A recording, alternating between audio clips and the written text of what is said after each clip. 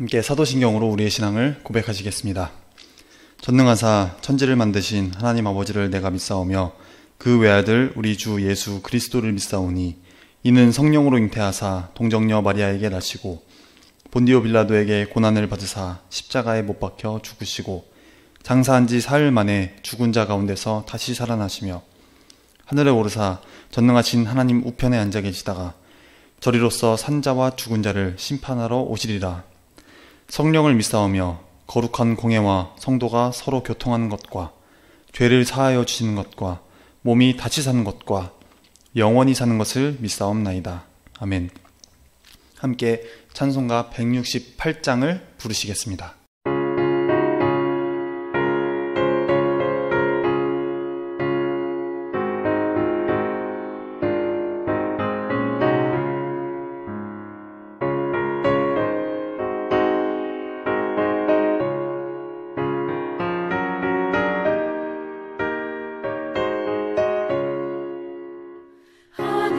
찬송이 들리던 그날 죄악이 다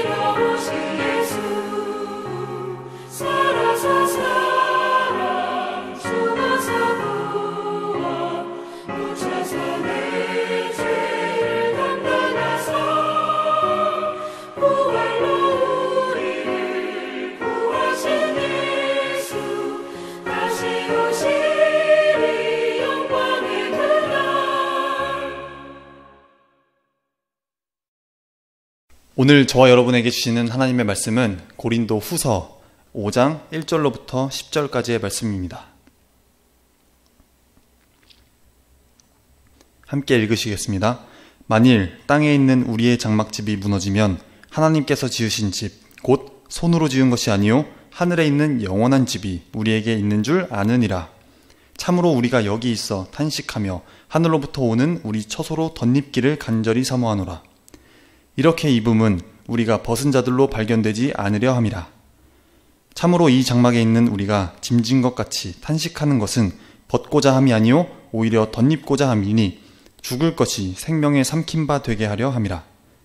곧 이것을 우리에게 이루게 하시고 보증으로 성령을 우리에게 주신 이는 하나님이시니라. 그러므로 우리가 항상 담대하여 몸으로 있을 때에는 주와 따로 있는 줄을 아노니 이는 우리가 믿음으로 행하고 보는 것으로 행하지 아니함이로라. 우리가 담대하여 원하는 바는 차라리 몸을 떠나 주와 함께 있는 그것이라. 그런즉 우리는 몸으로 있든지 떠나든지 주를 기쁘시게 하는 자가 되기를 힘쓰노라. 이는 우리가 다 반드시 그리스도의 심판대 앞에 나타나게 되어 각각 선악간에 그 몸으로 행한 것을 따라 받으려 함이라. 아멘. 할렐루야. 행복한 명절 보내고 계십니까?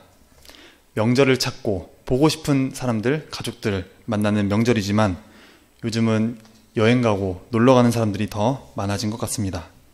어떤 사람은 가까이에 고향이 있음에도 이미 그곳에 계셔야 할 부모님이나 아니면 친척들이 계시지 않는 관계로 혹은 말 못할 사정으로 가지 못하는 분들이 있습니다. 모두에게 하나님의 은혜와 위로가 함께하기를 기도드립니다. 명절이면 많은 사람이 모입니다. 그래서인지 가족끼리 또 친척끼리 많이 싸운다고 합니다. 가족과 친척을 만나는 게 때로는 스트레스가 될 수가 있습니다. 혹 마음에 들지 않는 이야기 아니면 좋지 않은 일이 생기더라도 신경질 내지 말고 불평하지 말고 소리 지르지 말고 다투지 말고 사랑합니다 10번 그렇게 큰 소리로 말하고 웃으며 넘길 수 있는 넉넉함을 가지시기 바랍니다. 명절이 한숨 짓고 불평하는 시간이 아니라 싸우는 시간이 아니라 웃고 감사하며 안식을 누리는 귀한 시간 보내시기를 원합니다. 명절 때 고향을 찾아가는 사람들을 가리켜서 귀성객이라고 합니다. 귀성 혹은 성묘라고 할 때 쓰는 말인 성자는 본디 살피다 혹은 깨닫다 라는 뜻입니다. 고향을 찾아가서 부모와 어르신들을 살피는 것이 귀성이고 부모와 어르신들의 묘를 찾아가서 그 은혜나 자기의 근원을 깨닫는 것이 성묘입니다. 고향은 처음 세상에 태어나서 자연과의 만남이 이루어진 장소로 사람의 마음을 자석처럼 이렇게 끌어당깁니다. 그러나 지금 우리의 고향에서 그런 풍경은 거의 사라졌습니다. 실개천은 농수로로 변했고 얼룩배기 황소 대신 트랙터가 그리고 기계가 논밭을 갑니다. 정다운 고향 산천은 아파트와 빌딩으로 잘 포장된 도로로 바뀌었습니다. 그럼에도 명절이 되면 고향이 사람들을 끌어당기는 힘이 있는 것은 그곳에 부모님이, 가족이, 친척이 살고 있기 때문입니다. 고향은 단순한 장소가 아닙니다. 가계의 결속이 이루어지는 공간입니다. 그런데 이 땅에서의 출신지만이 우리의 고향이 아닙니다. 우리에게는 더 나은 본향이 있습니다. 우리는 본향을 찾아가는 믿음의 귀성객입니다. 히브리서 11장 15절 16절입니다. 그들이 나온 바 본향을 생각하였더라면 돌아갈 기회가 있었으려니와 그들이 이제는 더 나은 본향을 사모하니 곧 하늘에 있는 것이라. 이러므로 하나님이 그들의 하나님이라 일컬음 받으심을 부끄러워하지 아니하시고 그들을 위하여 한 성을 예비하셨느니라. 아멘. 그렇다면 아버지 되신 하나님이 계신 곳으로 언젠가 우리도 돌아가야 합니다. 하늘나라, 천국은 우리가 정말 가야 할 고향인 것입니다.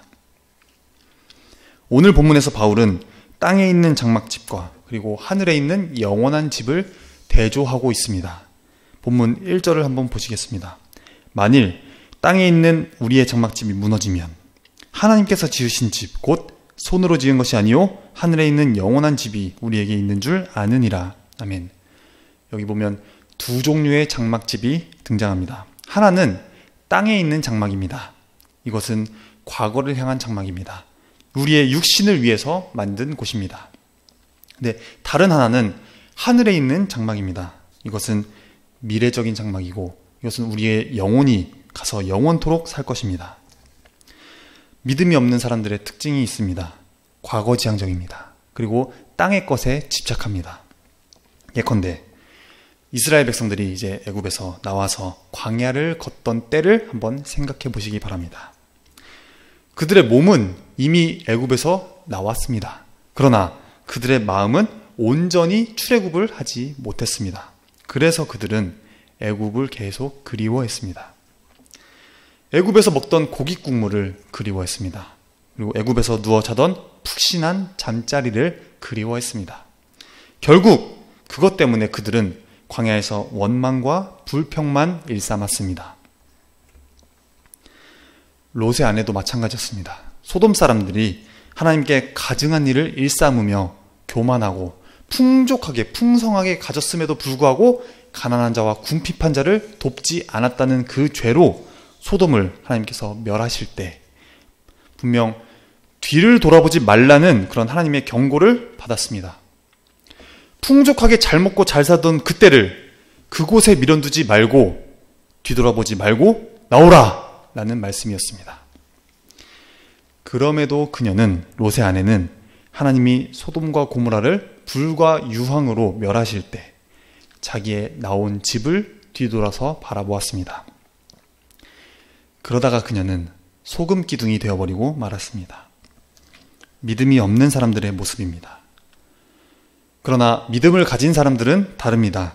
과거지향적인 삶을 살지 않고 미래지향적인 삶을 살아갑니다. 아브라함을 한번 생각해 보십시오. 가나안에 흉년이 들었습니다.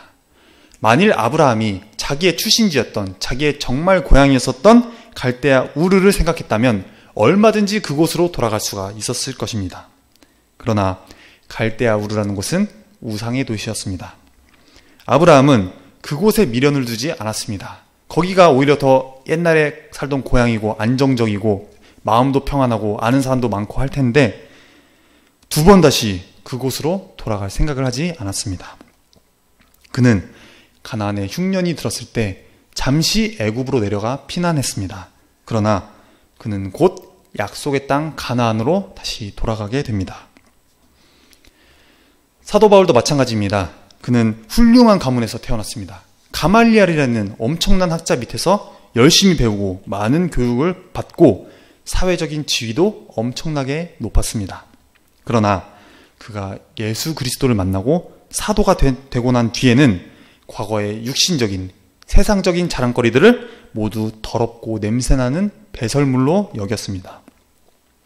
두 번 다시 그는 그것들을 향해서 뒤돌아보지 않았습니다. 오직 앞에 있는 표대를 향해서 바라보며 나아가는 삶을 살았던 것입니다. 사랑하는 여러분, 우리도 믿음의 삶을 살아갑시다. 과거지향적인 삶이 아니라 미래지향적인 삶을 살아가는 우리가 되기를 원합니다. 하나님께서 지으신 하늘에 있는 영원한 집을 바라보며 사모합시다.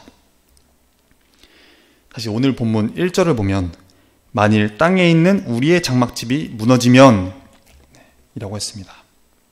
여러분, 땅에 있는 우리의 장막집이 무너지면 어떻게 되겠습니까? 바울은 우리의 육체를 가리켜서 장막집으로 표현했습니다.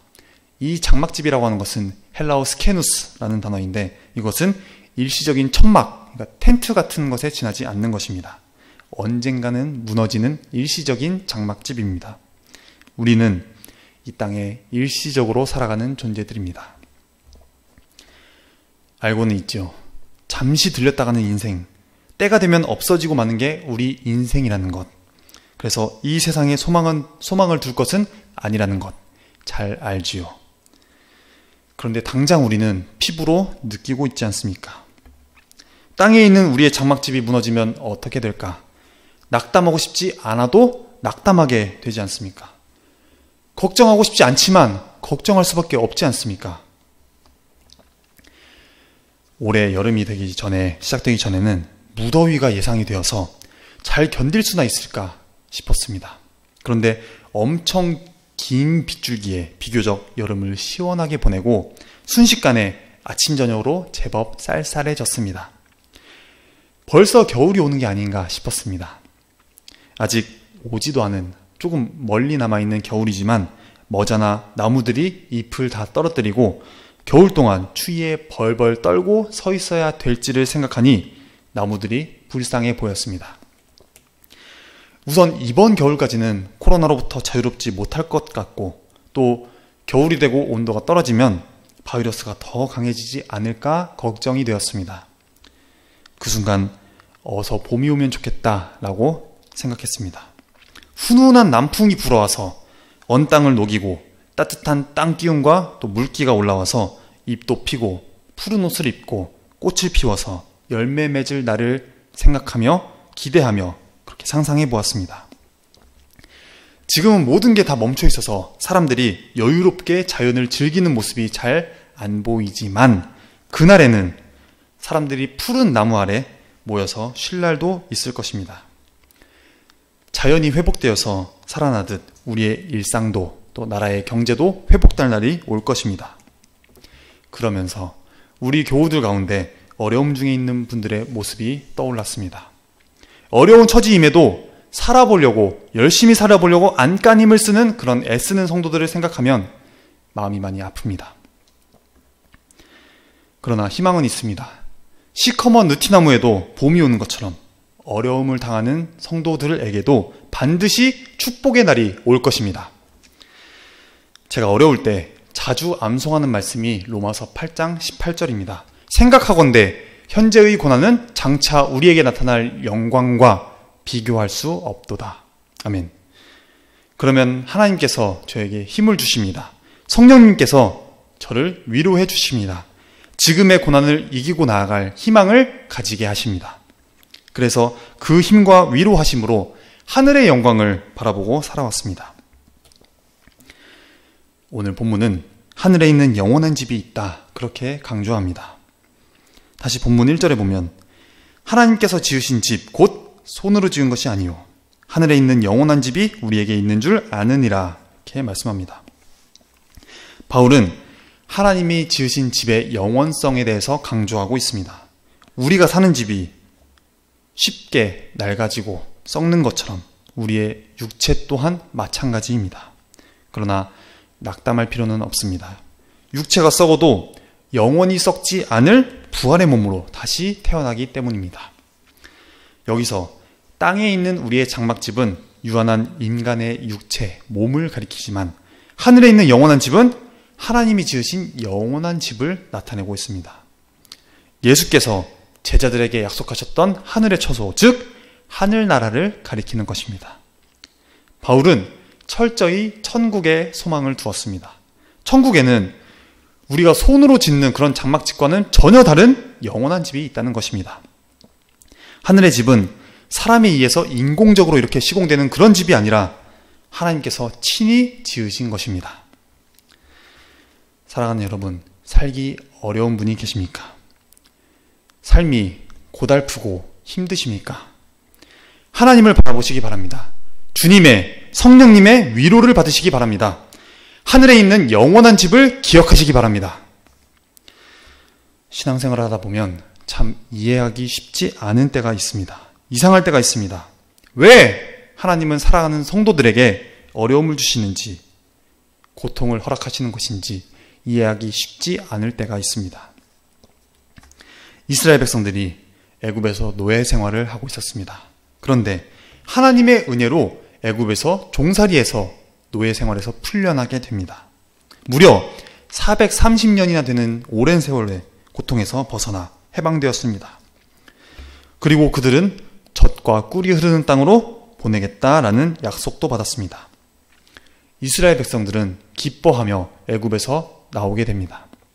그런데 하나님이 그들을 인도한 곳은 엉뚱한 곳이었습니다. 한참을 가다 보니까 바로 앞에 홍해가 가로막았습니다. 그들이 나온 고센 땅에서 지중해 해안을 타고 곧바로 가면 바로 가나안 땅이 나오는데 하나님은 모세로 하여금 오른쪽 길로 빙 돌아서 홍해 앞을 이르게 하셨습니다. 하나님이 고약한 분입니까? 아니면 모세가 정말 엉터리 바보입니까? 아니지요. 그런데 이스라엘 백성들은 홍해 앞에 서게 되었습니다.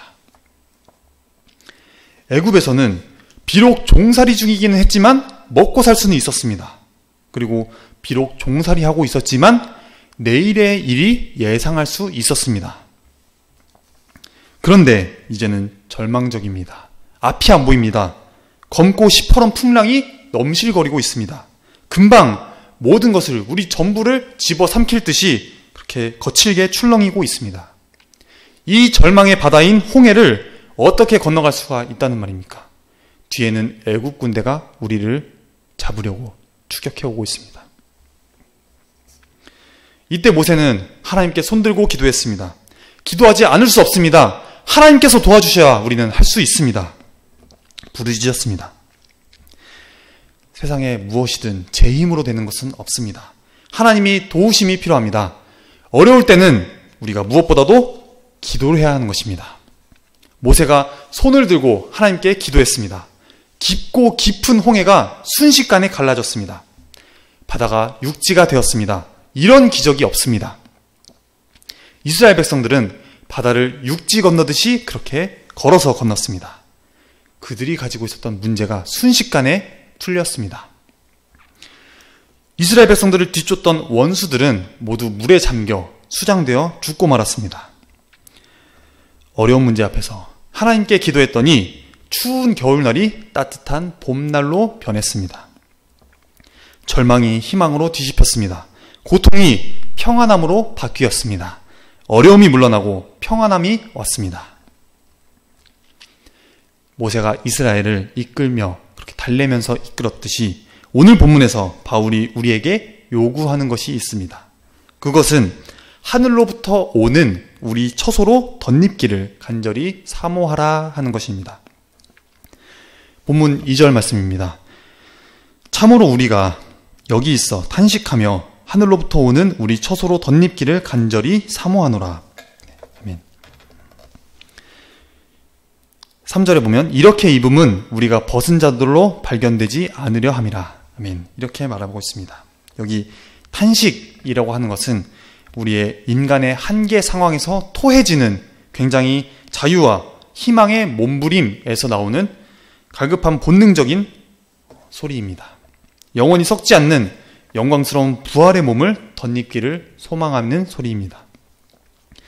그런데 하늘나라의 영원한 집을 사모한다, 거기에 가기를 소망한다 라고 하는 것이 그냥 차라리 내가 죽어서 이 땅에서의 삶이 끝나서 하늘나라에 가면 차라리 맘 편하지 않겠냐 하는 것이 아닙니다.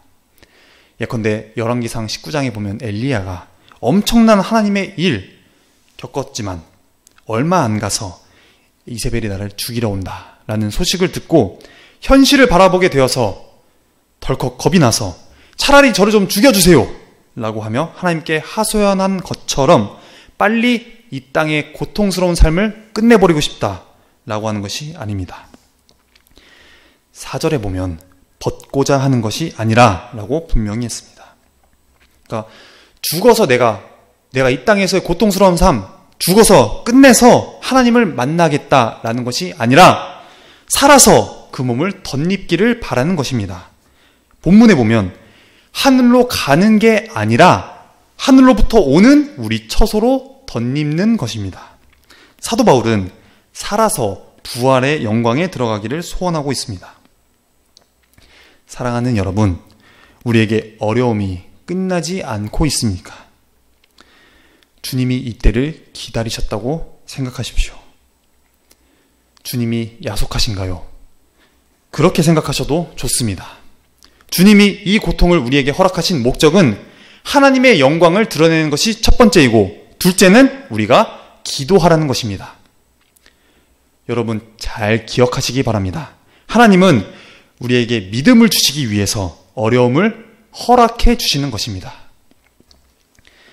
사업이 망해서 완전히 빚더미에 올라앉고 헐벗고 굶주리고 절망에 처할 때가 있습니다.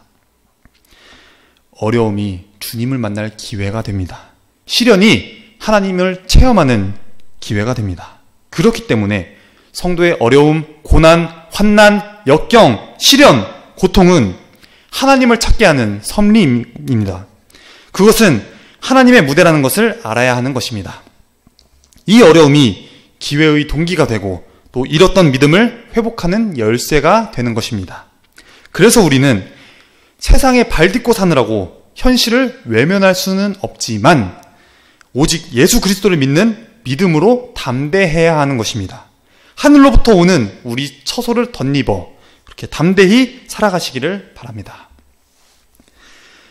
우리가 지금은 어려움으로 탄식합니다. 말할 수 없는 고난 중에 있습니다. 주님도 우리의 아픔과 고난을 보시고 슬퍼하십니다. 성령님도 우리의 고난과 어려움을 보시고 탄식하십니다. 분명히 아십시오. 성도 여러분이 어려움을 당할 때 성령님이 탄식하시며 기도하신다고 로마서 8장 26절로 28절에 말씀하고 있습니다. 눈을 감고 조용히 한번 생각해 보시기 바랍니다. 삶의 깊은 내면을 성찰해 보시기 바랍니다. 지금 우리의 아픔이 무엇입니까? 지금 우리의 어려움이 무엇입니까? 그 어려움을 숨기지 마시고 마음을 주님께 드러내놓고 기도하시기 바랍니다. 물론 우리가 기도하기 전에도 하나님께서는 우리의 어려움을 아십니다. 그래도 주님은 그 어려움을 가지고 주님께 간절히 기도하기를 원하십니다. 그 어려움을 나쁘게 생각하지 마시기 바랍니다. 누군가를 원망하거나 누군가를 미워하거나 누군가를 탓하고 책임을 돌리려고 하시지 마시기 바랍니다. 그 어려움 뒤에 하나님의 뜻과 섭리가 있습니다. 하나님의 섭리는 모든 것이 합력하여 선을 이루시는 것입니다. 지금보다 더 좋은 것을 주시기 위한 섭리입니다. 주님의 높으신 뜻은 하나님의 영광이 있습니다. 추운 겨울 뒤에는 반드시 봄이 찾아옵니다. 절망의 홍해 너머에 젖과 꿀이 흐르는 가나안으로 가는 길이 있습니다. 죽음 후에는 생명이 있습니다. 우리의 어려움 뒤에는 축복이 있습니다. 그래서 오늘의 어려움에 오히려 감사하면서 그 어려움을 기도로 이깁시다. 그 어려움을 믿음으로 이깁시다. 그래서 더 큰 믿음과 축복을 누리는 성도가 되시기를 간절히 원합니다. 즐거운 추석 보내시기 바랍니다. 이 추석에 우리 모두 참 기쁨의 만남 이루시기 바랍니다. 잊었던 하나님의 능력의 손길을 감사하는 절기가 되시기를 바랍니다. 세상의 즐거움에 취하지 마시고 하나님의 지혜로 서로 듣고 얻고 배워서 더 귀한 그리스도인의 삶을 만드시는 그런 만남을 선용하는 참 그리스도인들이 되시기를 간절히 원합니다. 기도하겠습니다.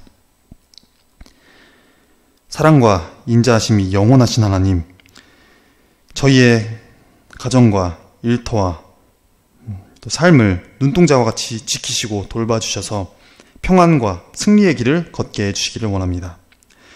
하나님, 명절입니다. 고향을 오가는 성도들의 발걸음 안전하게 지켜주시고 누구를 만나든 그리스도인의 향기를 풍기며 하나님의 자녀로서의 그 감동을 전하는 하늘 사람 되게 해주시옵소서. 이 좋은 날 객지에, 군대에, 외국에, 병상에 있는 성도들이 있습니다. 모두에게 동일한 예배의 은총을 허락해 주시옵소서. 고향을 이제 방문하지 못하는 성도들, 갈 수 없는 현실적인 여건 때문에 마음 아파하는 성도들, 그들의 안타까운 마음을 위로해 주시옵소서. 주님, 저희의 마음을 가볍게 해주시기 원합니다. 저희 안에 쌓여서 해결되지 않는 문제들이, 숙제들이 하나씩 풀리고 열리는 현장이 되게 해주시옵소서. 저희가 만나고 있는, 겪고 있는 상황들을 해석할 수 있는 힘을 주시기 원합니다. 인간의 지혜가 아닌 하나님의 지혜로 또 성령의 은혜로 풀이되도록 도와주시고 믿음으로 행하는 모든 일 가운데 주님의 뜻을, 주님의 복을 채워주시옵소서. 교우들과 또 가정의 건강을 지켜주시고 영적으로, 육적으로 항상 맑고 깨끗하고 밝아서 저희 안에 박혀있는 오랜 쓴뿌리들이 다 치유되도록 도와주시옵소서. 건강한 생각과 사고를 저희에게 심어주시고 모든 것을 긍정적으로 해석하고 받아들일 수 있는 넓은 마음을 주셔서 항상 유쾌하고 즐거운 그런 기쁜 일들이 저희 삶 속에 넘치게 해 주시옵소서. 하나님, 여기까지 저희를 인도하셨습니다. 만일 그리스도 안에서 저희가 바라는 것이 다만 이 세상의 삶뿐이면 모든 사람 가운데 저희가 더욱 불쌍한 사람들일 텐데, 저희는 이 세상뿐 아니라 돌아갈 본향 천국이 있다는 것을 믿으며 살게 하셨으니 감사합니다. 그곳까지 승리의 발걸음을 계속하도록 저희의 발걸음을 지켜주시옵소서. 세상 끝날까지 저희와 함께 하시는 예수 그리스도의 이름으로 기도합니다. 아멘. 하늘에 계신 우리 아버지여, 이름이 거룩히 여김을 받으시오며 나라에 임하옵시며 뜻이 하늘에서 이룬 것 같이 땅에서도 이루어지이다. 오늘날 우리에게 일용할 양식을 주옵시고 우리가 우리에게 죄 지은 자를 사하여 준 것 같이 우리의 죄를 사하여 주옵시고 우리를 시험에 들게 하지 마옵시고 다만 악에서 구하옵소서. 대개 나라와 권세와 영광이 아버지께 영원히 있사옵나이다. 아멘.